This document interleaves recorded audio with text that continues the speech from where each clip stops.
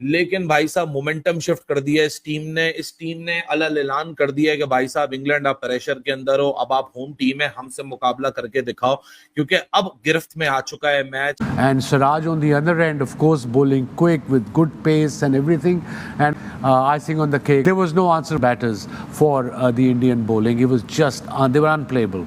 मुझे गलत साबित करा इंडियन यंगस्टर ने, बासित अली को तजर्बे को फेल कर दिया कि एसएम की जैसी बासित अली को बोला उठो यहाँ से भागो। ये पाकिस्तान की टीम नहीं, ये इंडिया की टीम है। हिंदुस्तान ने काफी जुल्म सितम कर दिए हैं इंडिया ने इंग्लैंड के ऊपर। इंडिया ने बिल्कुल जो है वो इंग्लैंड को फांस के रखा, जमा के रखा और हिलने नहीं दिया अपनी जगह से। Siraj who bowled his heart out, उनकी बेस्ट फिगर्स आज की जो है वो सामने आ गई। जो एग्रेशन था ना सिराज का आज बॉलिंग में, बहुत आला, बॉल भी अच्छी जगह पे और मतलब अड़ी भी ले रहा था बैट्समैनों से। 4 विकेट सिराज के नाम है। देखिए इस टेस्ट मैच में परफॉर्मेंस के बाद जो कि बेसिकली इंडिया की है, डोमिनेट किया है अब तक उन्होंने। Happy to see that for me that this guy Krishna that made a very impactful comeback. When you down and about as a fast bowler, we need to show your attitude, we need to show your guts, you need to show your talent and skill. और वो attitude के साथ ही आती है। और जिस तरह उसने 4 आउट किए ना, 4 आउट किए हैं, well done Krishna, keep it up. और जब भी मार पड़े ना, एक काम करना है, पेस ड्रॉप नहीं करनी, सिर्फ विकेट को देखना है और विकेटों पे बॉल मारने की कोशिश करनी है, बस। और भाई सबसे पहले मोहम्मद सिराज आज मैदान में उतरे हैं और 4 बड़े विकेट्स को उड़ाया। 7 कृष्णा आए हैं भाई, 2 भाई दोनों तो भाई। और जसप्रीत बुमराह जब टीम में नहीं हुआ भाई, तब सिराज ने ऐसी परफॉर्मेंस किया। सेकंड टेस्ट की बात करें, बुमराह नहीं था, सिराज ने भाई वहाँ 6 आउट किए। आज बुमराह नहीं था, सिराज यहाँ पे आके 4 आउट करके चला गया। टॉप क्लास बॉलिंग करी और इंडिया को दोबारा गेम में ले आए दोनों फास्ट बॉलर।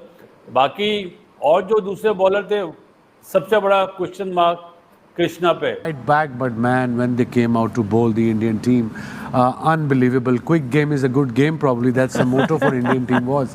वो मौका मिला तो उसको ग्रैब किया और बॉलिंग उतनी अच्छी की है कृष्णा ने और सिराज ने, एक्सीलेंट बॉलिंग की है, टीम को वापस लेके आए हैं। अगर आप फास्ट बॉलर्स इस पिच पे भी विकेट नहीं लेंगे तो फिर किस पिच पे विकेट लेंगे?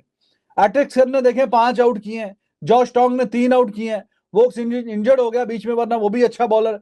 तो यहाँ पे जो पहला सेशन था उसमें सिराज 4 ओवर 31 रन, मतलब अटैक हुआ है, लेकिन इतना डिसमल परफॉर्मेंस थी। लेकिन अच्छी बात यह है कि टेस्ट क्रिकेट में session to session game change भी होता है। जसप्रीत बुमराह को परमानेंट छुट्टी दे दें। जब उसको परमानेंट मियां मैजिक है। हाँ एग्जैक्टली, जब उसको परमानेंट छुट्टी मिलती है तो तब सिराज का जादू चलता है। ठीक है भाई, प्रसिद्ध कृष्णा ने आकर जैक क्रोली को आउट किया, बेन डकेट को आउट किया, उसके बाद लाइन ही लग गई बेसबॉल की। मतलब भूल गए बेसबॉल वाले कि ये हमारा घर है और हम बेसबॉल खेल रहे हैं।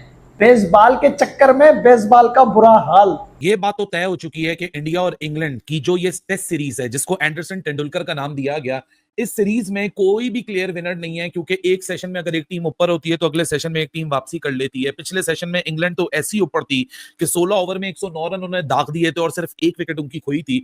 लेकिन अगले सेशन के अंदर मोहम्मद सिराज का लेड जिस। हेलो दोस्तों, इंडिया वर्सेस इंग्लैंड 5वां टेस्ट मैच। जिस तरह से इंडिया की बैटिंग कोलैप्स हुई है, 224 में ऑल आउट हो गए थे। लग रहा था कि भाई इंडिया के गेंदबाज क्या पता अच्छी गेंदबाजी करे। और पहले सेशन में जिस तरह की इंग्लैंड के बैट्समैनों ने बेसबॉल खेला और पहले सेशन में 100 से ऊपर रन बना लिए और एक ही विकेट थी, हमें लगा गेम खत्म, अब नहीं जीत सकती इंडिया, यहाँ से ना वापसी हो पाएगी। भाई साहब, सेकंड सेशन में जो वापसी करी है, पूरी इंग्लैंड टीम को ऑल आउट कर दिया 247 में, और सिर्फ 23 रन की लीड लेनी थी इंग्लैंड को। सोचो कहां से लेके कहां तक वापसी कर ली इंडिया के गेंदबाजों ने, और खासकर सिराज ने पूरा मिडिल ऑर्डर तहस नहस कर दिया इंग्लैंड का। Joe Root, Harry Wood, Ollie Pope, हर किसी को इतनी बेहतरीन गेंद मारी, कोई भी सिराज के सामने ठहर नहीं पा रहा था जिस तरह की सिराज गेंदबाजी करते। जब बुमराह नहीं होते, सिराज भाई साहब अलग ही बॉलर लगते हैं। बुमराह के साथ तो इतनी खास गेंदबाजी नहीं कर पाते, जब बुमराह नहीं होते ना भाई साहब, ये अलग ही लेवल की गेंदबाजी करता है। ऐसा लगता है कि बुमराह ना हो और फिर सिराज, मैं हूँ इस बॉलिंग लाइनअप का लीडर, और वही करते हैं। सबसे सीनियर बॉलर है सिराज इस टाइम। और जिस तरह से इंडिया ने वापसी कर ली, यहाँ से अब जीत दिख रही है इंडिया को। इंडिया ने अगर टारगेट सही लगा दिया, 250 प्लस का टारगेट लगा दिया, ये इंडिया ये मैच जीत सकती है। क्योंकि जिस तरह की ये विकेट हो रही है, इस विकेट में बॉलरों को इतनी मदद है कि भाई साहब हर कोई अपनी छाप छोड़ सकता है इस विकेट में, और वही करना है इंडिया के गेंदबाजों को। पर उनसे पहले अब बैट्समैनों को अपना काम करना है, सेकंड इनिंग में एक अच्छा टोटल लगाए और जाके बॉलर गेंदबाजी कर सके सही से। अगर 250 प्लस का टारगेट दे दिया इंडिया ने, ये मैच इंडिया जीत जाएगी, क्योंकि जिस तरह की सिराज गेंदबाजी कर रहा है। कमाल की बॉलिंग, क्या क्या spirited fight back, 5 test match खेल के बंदा बैठा हुआ है, थकने का नाम ही नहीं ले रहा।